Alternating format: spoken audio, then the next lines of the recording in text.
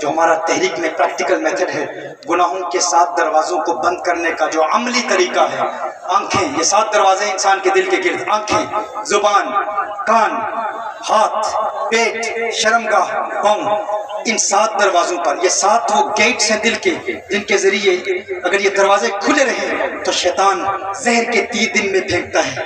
انسان توبہ کرتا ہے، ٹوٹ جاتی ہے، پھر کرتا ہے، ٹوٹ جاتی ہے، پھر کرتا ہے، پھر ٹوٹ جاتی ہے. ایک وقت آتا ہے انسان کہتا ہے یار اس توبہ پر استقامت حاصل کرنے کا امکان اس دور میں نہیں ہے.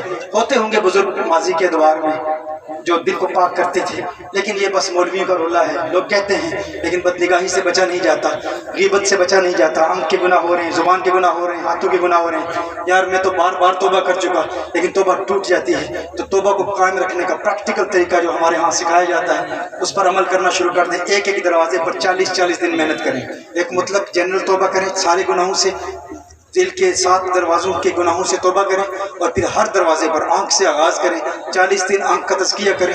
اگر 35 دن کے بعد، 30 دن کے بعد، یا 1 ہفتے کے بعد، یا 2 دنوں کے بعد آنکھ کا تزکیہ ٹوٹ جاتا ہے تو پھر 6 سزائیں ہیں، 6 روحانی سزائیں ہیں. درود شریف پڑھنا ہے، استغفار پڑھنا ہے، آنے والے دن کا روزہ رکھنا ہے، اپنی قیمتی چیز اللہ کی راہ میں دینی ہے تاکہ تکلیف ہو اور آئندہ پھر جو ہے بندہ وہ گناہ نہ کرے. اس پر ایسے ایسے برطانیہ میں ہمارے نوجوان ہیں جو کل غیر مسلم تھے، ایمان لائے.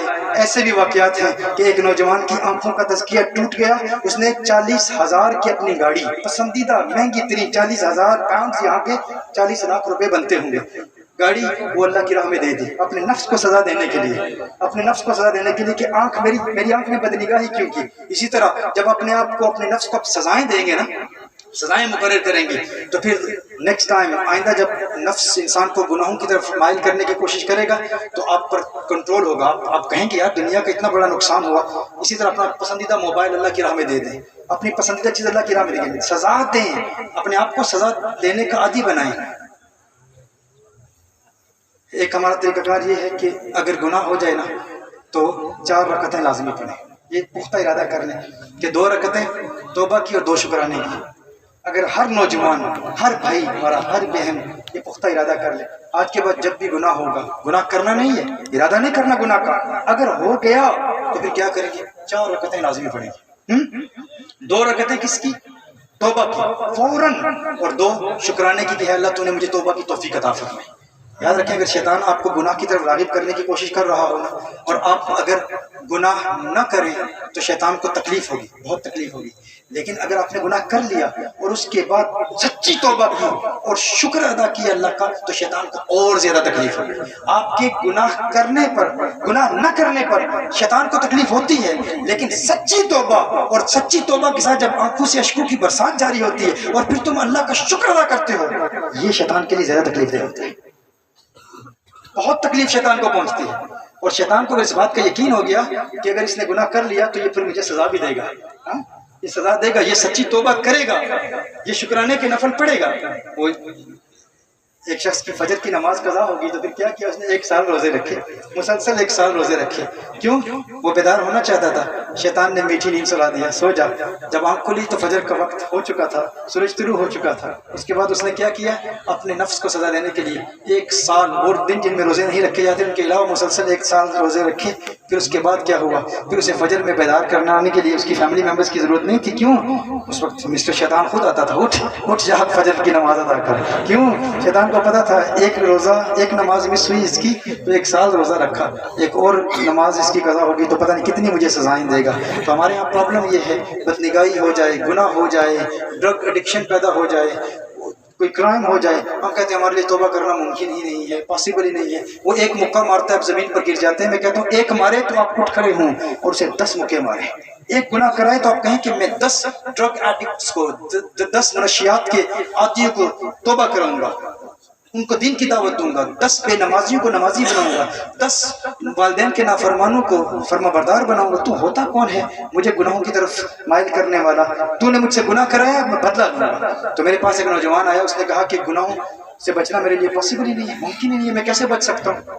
میں نے کہا بس ایک عمل کر لے، آج کے بعد گناہ ہوا نا تو پختہ ارادہ کر لے تو 4 رکعتیں ضرور پڑے گا.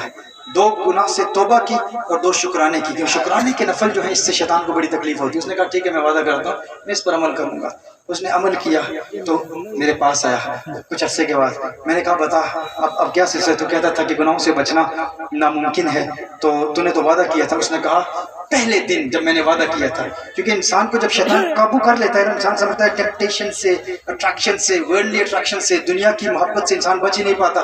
تو اس کا مزاج بھی ایسے بن گیا تھا کہ یہ ناممکن ہے، میں اب نا امید ہو چکا ہوں، مایوس ہو چکا ہوں، میرے لیے گناہوں سے پاک ہونا ممکن ہی نہیں ہے. رات کے وقت حرام دیکھتا ہوں، پورنوگرافی دیکھتا ہوں اور گناہوں کا ارتکاب کرتا ہوں، میرے لیے ممکن نہیں ہے. ٹھیک ہے، نماز پڑھوں گا، نعت خوان بھی بن جاؤں گا، لوگ مجھے عالم دین بھی کہیں گے، لوگ مجھے شیخ بھی کہیں گے، لیکن تنہائی میں گناہوں کا سلسلہ بھی جاری رہے گا.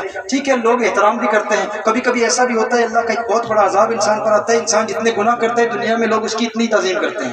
یہ اللہ جل وعلا کا بہت بڑا عذاب ہوتا ہے، کیونکہ پھر اس کا سب سے بڑا عذاب پھر وہ آخرت میں ہوتا ہے. اللہ اس کے عذاب کو مؤخر کر دیتا ہے. تو اسی طرح وقت گزرتا جاتا ہے، انسان کہتا ہے ٹھیک ہے یار جب وقت آئے گا دیکھا جائے گا. ایسے بہت سارے لوگ ہیں. اللہ جل وعلا کی خفیہ تدبیر سے ڈریں. اللہ جل وعلا کا جب عذاب نازل آتا ہے، جب موت آتی ہے تو پھر اس کے بعد پھر دنیا میں آنے کا موقع نہیں ملتا. یہ زندگی انتہائی مختصر ہے. اس نوجوان کو یہ پیغام دیا، کچھ عرصے کے بعد میرے پاس آیا. اس نے کہا آپ نے یہ وظیفہ، یہ ورد بتایا تھا، یہ عمل بتایا تھا، پہلے دن میں نے 40 رکعتیں پڑھی. 40 رکعتیں پڑھی یعنی 10 گناہ ہو گئے. ایک ہی دن میں 10 گناہوں کا ارتکاب کیا.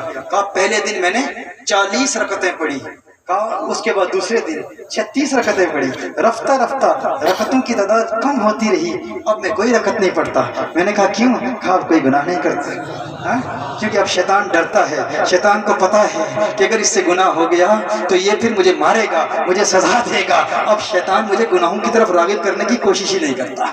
تو یہ یاد رکھیں، یہ ورد ہے، یہ وظیفہ ہے، یہ عمل ہے. اور ساتھ ساتھ اپنی زبان کو اللہ کے نام سے تر رکھیں. نبی کریم صلی اللہ علیہ وسلم کی بارگاہ میں ایک شخص حاضر ہوا، عرض کرتا ہے یا رسول اللہ صلی اللہ علیہ وسلم، یہ دین بڑا مشکل ہے، دین کے سارے احکام پر عمل کرنا بڑا مشکل ہے، کوئی ایک عمل بتا دیں جس پر میں عمل کروں. نبی کریم صلی اللہ علیہ وسلم نے ارشاد فرمایا اپنی زبان کو اللہ کے ذکر سے تر رکھ، مشغول رکھ اللہ کے ذکر سے، ذکر کے ساتھ، یعنی دین پھر آسان ہو جائے گا. دین آسان ہو جائے گا. ہر وقت درود شریف پڑھتے رہیں، ذکر پاس انفاس کرتے رہیں، سانس کے ساتھ ذکر کرتے رہیں. جب زبان تھک جائے تو درود شریف پڑھتے رہیں، اللہ اللہ کا ورد کرتے رہیں. اس کا اثر ڈائریکٹلی انسان کے دل پر ہوتا ہے. کبھی یہ نہ سوچے، لوگ سمجھتے ہیں یار میں محنت نہیں کرتا، فقط زبان سے ذکر کرنے کا کیا فائدہ ہے.